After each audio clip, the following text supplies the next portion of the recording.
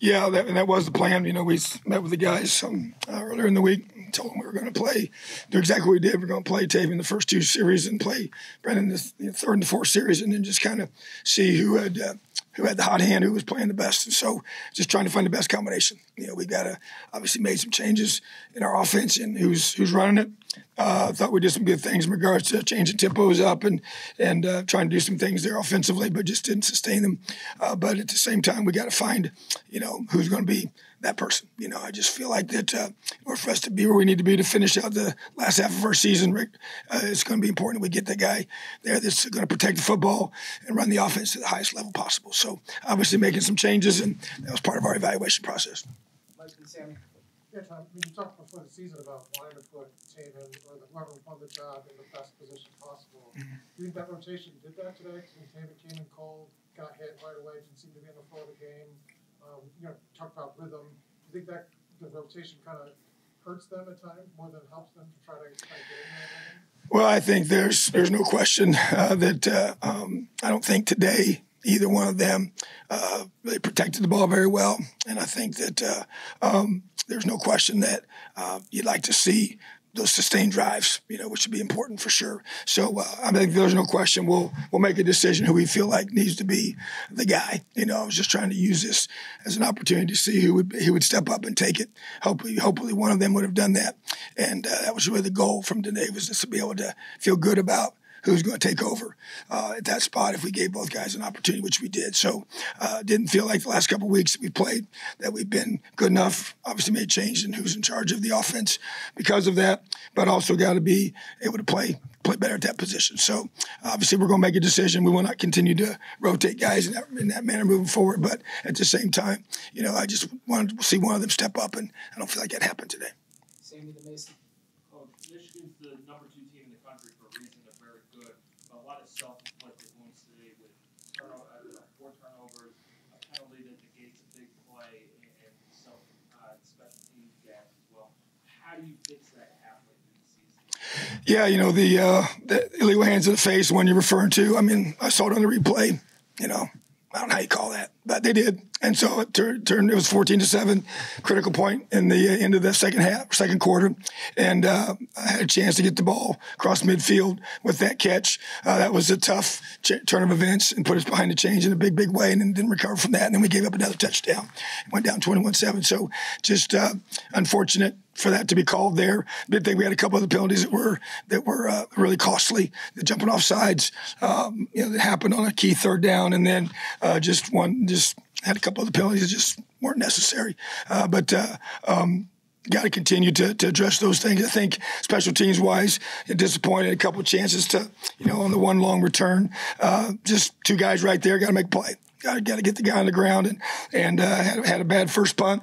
James responded from that one and punted the ball well the rest of the day. So just against a good team like this, we had a window of time, got off to a really good start, but then in that second quarter window, let some things slip away, as we've just mentioned. So you can't let a team like this have any mistakes. You turn the ball over 4 times.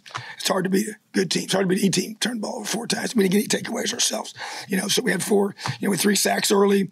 We had 2 sacks I feel like we missed, had the quarterback getting out of the pocket. That's really disappointing on some key third downs that didn't play good enough defense to be able to get off the field, even though we did some good things to get us in that situation. So just disappointing. You can't play a team like this of this caliber, and has those kind of mistakes, especially you got to secure the football. Can't turn it over.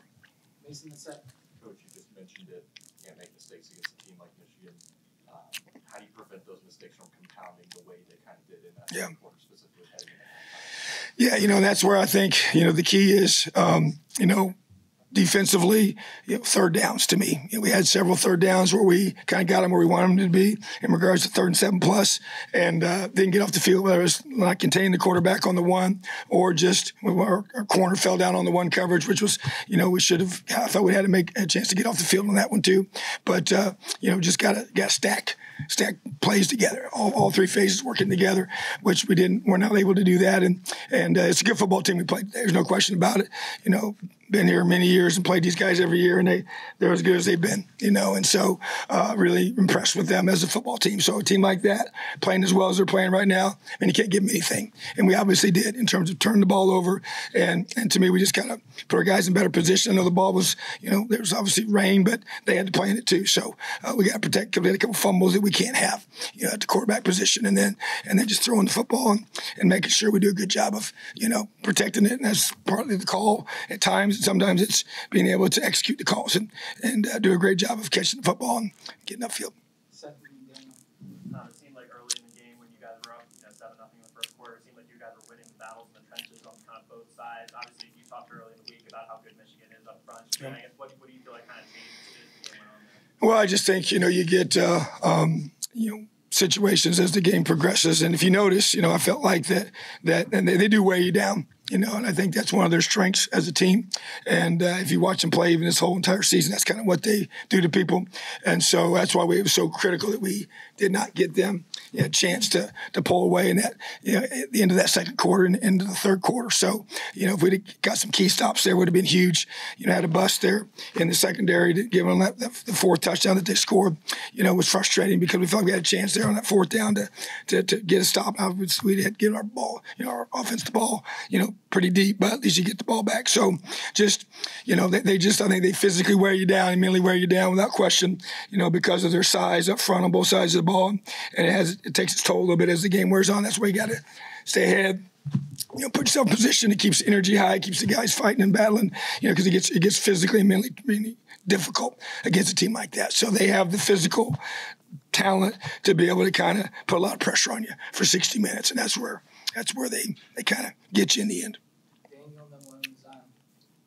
Coach, obviously you said playing that rotate between the two quarterbacks between this game and how like that first game had the second quarterback coming on that third drive. But when it gets to the second half, go back and forth between Brendan and you. How do you make those decisions like between two sort of games? Is that your call? Is that Yeah, we talk it through, and so obviously we were going to even play Taven in the second half of more, and he had a situation with his throwing hand, so it was a big reason why we didn't with that. But he should be fine with that. But at the same time, we just wanted to be able to find, the guy's going to be able to move us down the field, and I think the turnovers kind of, throwing those picks kind of caused us to reevaluate that a little bit as well. So, but obviously we got to, got two young guys that got to figure this out. We got to help them be successful, and obviously a very, very tough defense to go against in a lot of ways. There's a reason why they've given up so few points this season, and they got a lot of talent at all three levels. So very, very challenging group to be able to move the ball against. Zion, last one. Was Dexter active today, and how close is He was active, and as far as he was as an emergency for us to play. This is the first time he's dressed. He's always warmed up, and then did not dress for the games, and so he's getting closer. And so that will be hopefully the next week or two we can get a chance to get him back on the field. All right, thanks, Tom. All right. Have a great day, Elio.